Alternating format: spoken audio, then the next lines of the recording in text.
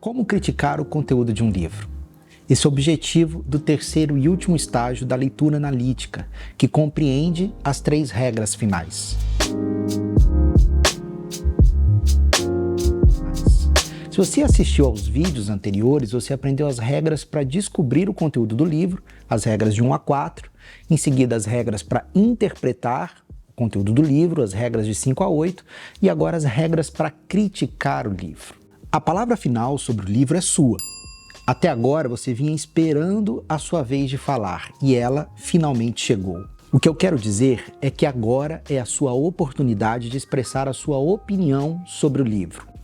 Adler diz que a leitura não acaba no entendimento do livro. Ela tem de ser coroada por um julgamento, e esse julgamento é a crítica do livro. Mas por que criticar um livro? O objetivo da leitura analítica é conhecer profundamente um livro. A gente deseja avançar na nossa compreensão. E a leitura de bons livros nos ajuda a aprender e a elevar o nosso entendimento, passando de um estado de entendimento inferior para um estado de entendimento superior. Esse é o objetivo, a elevação do entendimento. Portanto, é necessário você exercitar o seu senso crítico, porque sem ele não há verdadeiro aprendizado. Eu acredito que isso se deve principalmente ao fato de que o exercício do senso crítico revela a independência intelectual do leitor, a liberdade de pensar por si mesmo, em vez de simplesmente aceitar as opiniões e as ideias de um autor sem questioná-las ou analisá-las por conta própria. Adler e Van Doren afirmam que ninguém é verdadeiramente capaz de aprender se não exercitar livremente o poder de julgamento independente. Vamos refletir um pouquinho sobre isso. A crítica permite que você, leitor, desenvolva um entendimento mais completo e detalhado de um texto. Isso ocorre porque quando você vai julgar um livro, você precisa refletir não apenas sobre o que o autor está dizendo, mas também sobre o como e por que ele diz o que diz. Se você já vinha fazendo uma leitura ativa até aqui, a crítica pode te tornar um participante muito mais ativo no processo de compreensão e avaliação do livro. Ela vai te ajudar a formar e a articular as suas próprias ideias e opiniões sobre o que você leu e o que pode ser uma parte vital do seu aprendizado e do seu desenvolvimento intelectual. A outra mensagem muito importante aqui e que você deve apreciar com bastante carinho e levar para a sua vida, para além da leitura e dos livros. Aliás, muitas pessoas precisariam aprender esta lição. E ela é a seguinte: compreenda antes de julgar. Antes de você julgar um livro ou as ideias de alguém, você precisa ter certeza de que entendeu. E é por essa razão que a crítica de um livro só deve ser feita no terceiro estágio da leitura analítica. Até esse momento, é necessário suspender o seu julgamento. Antes de formar uma opinião sobre o que alguém escreveu, é muito importante realmente entender o que essa pessoa está tentando dizer. Você precisa mergulhar profundamente nos pensamentos do autor, entendendo o seu ponto de vista, o que ele sabe sobre o assunto. Se você não fizer isso, você não vai realmente entender todas as ideias complexas que o autor tenta transmitir. Então, antes de decidir se você concorda ou não com ele, é importante você se certificar de que compreendeu muito bem o que ele quis dizer. Aprender exige humildade de nós. Mesmo que você não perceba, muitas vezes você precisa de tempo e esforço para absorver completamente novas informações. Ter humildade intelectual significa reconhecer nossos próprios limites. Se você não reconhecer as suas limitações, você dificilmente vai buscar novos conhecimentos ou vai questionar as suas suposições. Até para dizer que você não entendeu, você precisa de humildade, porque isso também é um julgamento crítico do livro, mas somente depois de você ter se esforçado para entender. Caso contrário, essa declaração certamente vai dizer mais sobre você do que sobre o livro. Perceba que é justamente essa humildade que vai aumentar o valor do seu pensamento crítico. A comunicação séria exige não apenas que sejamos espectadores responsivos, mas espectadores responsáveis. Ser um leitor responsável não apenas requer exercitar essa humildade intelectual, que é ouvir e ter certeza de ter entendido antes de julgar, mas também compreender a responsabilidade de tomar uma posição. E por que isso é importante? Porque é a marca da sua liberdade de julgamento e da sua independência intelectual. Quando você toma uma posição, seja ela qual for, você precisa entender que ela é sua, não é do outro, não é do autor. Você é responsável pelos julgamentos que faz. Sem isso, você não é livre. Você consegue entender a importância disso? Você passa por toda uma análise do livro para formular a sua própria opinião em resposta à mensagem do autor. Adler afirma que, como leitor ou ouvinte, é muito importante a gente saber reagir quando alguém tenta nos convencer ou persuadir de alguma coisa. Isso é liberdade, não ser escravo da ignorância ou das opiniões alheias, o que você preferir. Agora que você já sabe a importância da crítica e do desenvolvimento do senso crítico, vamos às regras deste terceiro e último estágio da leitura analítica. A regra 9 tem tudo a ver com aquilo que eu acabei de falar sobre humildade intelectual. E ela diz o seguinte: você tem que dizer com um razoável grau de certeza, eu entendo, antes que você possa dizer eu concordo, ou eu discordo, ou eu suspendo meu julgamento. Perceba que você tem três opções. A primeira, você concorda com o autor. A segunda, você discorda dele. E a terceira, você não concorda nem discorda, você suspende o julgamento e não emite um veredito. Ao concordar com o autor ou discordar dele, você exerce um julgamento crítico. Mas e se você resolver suspender o seu julgamento, mantendo uma posição neutra? Isso também é uma crítica. Suspender o julgamento é uma postura que você pode adotar em relação a um livro quando você acredita que algo não foi adequadamente demonstrado pelo autor. Quando você não se sente convencido nem persuadido para nenhum dos lados de um argumento, você pode suspender o julgamento. E isso é importante quando você não tem informações suficientes para formar uma opinião sólida ou quando acredita que o autor não apresentou um argumento suficientemente convincente. Talvez o autor não tenha fornecido informações suficientes, talvez o argumento do autor seja ambíguo, ou talvez você simplesmente precise de mais tempo para refletir sobre o argumento antes de formar uma opinião. Então, se você considera que o autor não foi convincente, isso é o exercício de uma crítica. O que você faz é basicamente afirmar que o autor não apresentou um argumento convincente e completo ou que não fez um bom trabalho em apresentá-lo.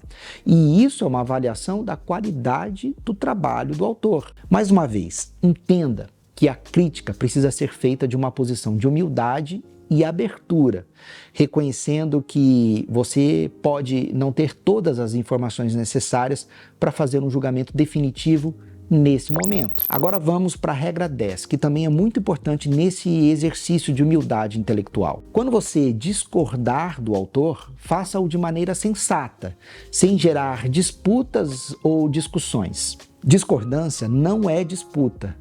Aliás, leve isso para todos os outros aspectos da sua vida. Uma conversa, um diálogo, uma troca de ideias, uma leitura não podem ser uma batalha a ser vencida pela discórdia.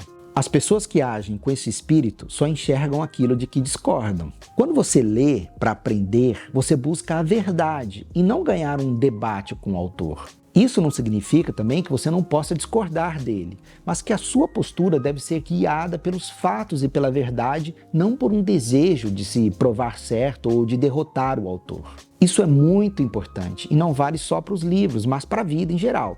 É uma pena que poucas pessoas encaram uma troca de ideias, um diálogo dessa forma, não é mesmo?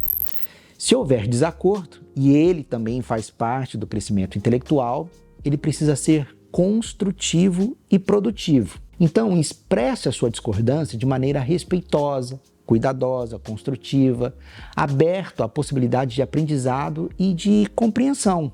A discórdia não deve ser precipitada e deve ser fundamentada em argumentos sólidos e razoáveis. Você precisa entender que discórdias devem ser tratadas como questões argumentáveis. Deve existir uma esperança mútua de que a questão possa ser devidamente resolvida. Lembre-se de que opiniões pessoais não justificadas, elas podem até ser discutidas, mas elas não podem ser defendidas racionalmente. Discordar por discordar não leva a nada. Se a sua discordância se basear em opiniões pessoais ou preferências subjetivas e não em fatos, na lógica ou no raciocínio, ela não passará de mera opinião. Quando você discordar do autor, é importante você fornecer razões e argumentos sólidos para a discórdia. Isso não apenas valida a sua discordância, mas também abre um caminho para uma discussão racional e construtiva. Uma discordância bem fundamentada deve observar 3 condições essenciais. Primeira, você deve basear-se em razões, não em sentimentos fortes ou preconceitos pessoais. Segunda, você deve entender os seus próprios preconceitos e reconhecer que o autor também tem o direito de ter as premissas dele, muitas vezes diferentes da sua. E o que isso quer dizer? Quer dizer que todos nós abordamos um texto com um conjunto único de experiências, de crenças e de preconceitos, não é mesmo? Essa é a nossa história. E esses fatores influenciam, claro, a nossa interpretação de um texto, a nossa reação a um texto. Por isso, a gente precisa estar ciente dessas influências para não atribuir erroneamente nossas próprias suposições ou preconceitos à intenção do autor. Isso poderia levar a uma interpretação distorcida do livro. Por outro lado, é muito importante a gente reconhecer que um autor pode ter um conjunto diferente de pressuposições, baseado na sua própria experiência. Isso é fundamental para uma leitura crítica, porque nos ajuda a abordar o texto de uma perspectiva muito mais aberta e menos inclinada a julgar as ideias do autor com base unicamente em nossas próprias visões. Suponha que você esteja lendo um artigo que argumenta a favor de uma ação drástica e imediata para combater a mudança climática. Se você cresceu num meio que sempre valorizou práticas sustentáveis e ecológicas, seu preconceito ou pré-julgamento provavelmente será favorável às ideias desse autor, não é? Mas se você cresceu numa região onde a economia é fortemente dependente de indústrias, e essas indústrias contribuem significativamente para as emissões de gases de efeito estufa, você pode ter um preconceito, um pré-julgamento contrário à ideia de ações drásticas para combater a mudança climática. Então veja, são 2 resultados diferentes por causa de experiências de vida diferentes. É muito importante você reconhecer essa diferença e entender como isso está moldando o seu desacordo com o autor. Uma terceira condição essencial de uma discordância bem fundamentada é a seguinte: adotar o ponto de vista do autor. Isso pode ser uma estratégia útil para garantir que a razão esteja predominando sobre as emoções. É um esforço de imparcialidade. O fato é que as partes em discórdia devem estar dispostas a mudar as suas opiniões à luz de novos fatos e argumentos. É então chegado o momento de você emitir o seu julgamento. E aí você tem algumas opções. A primeira delas é você dizer para o autor: você está desinformado. Isso é uma discórdia, você está discordando dele. A segunda é você dizer para ele: você está mal informado, o que também é uma discórdia. E a terceira é você dizer: você é ilógico, ou seja, o seu raciocínio não é coerente, o que também é uma discórdia. Se o autor não está desinformado, não está mal informado, nem foi ilógico, então só te resta concordar com ele, ao menos em parte. Mas ainda uma outra possibilidade: a análise do autor estar incompleta. E, nesse caso, você poderá suspender o seu julgamento. O julgamento é suspenso quando, mesmo concordando parcialmente com o livro, já que você não encontra razões para tecer críticas adversas, você suspeita de que a obra não conseguiu resolver completamente os problemas que se propôs a resolver. Perceba que isso não significa que você discorde do autor ou encontre falhas na lógica ou nos argumentos apresentados. Você toma essa decisão baseado na percepção de que o autor pode não ter explorado totalmente todos os aspectos de um determinado problema ou de uma questão. Mas em cada um desses casos, você deve apresentar uma explicação precisa sobre os pontos onde o autor falhou. Você deve fornecer razões que sustentem o seu ponto de vista. Lembre-se de que a crítica não é um mero exercício de refutação do autor, mas de aprendizado. Segundo Adler, o leitor incapaz de diferenciar entre conhecimento e manifestação de opinião não lê para aprender. Bem, com essa regra 11, a gente encerra esse terceiro estágio da leitura analítica. Bom, o próximo vídeo provavelmente será o último dessa série de vídeos de comentários sobre como ler livros do Mortimer Adler. E eu vou falar um pouquinho do quarto nível de leitura, que é a leitura sintópica, e aí fazer mais alguns comentários finais, tá bom? Muito obrigado pela sua companhia até aqui e até o próximo vídeo.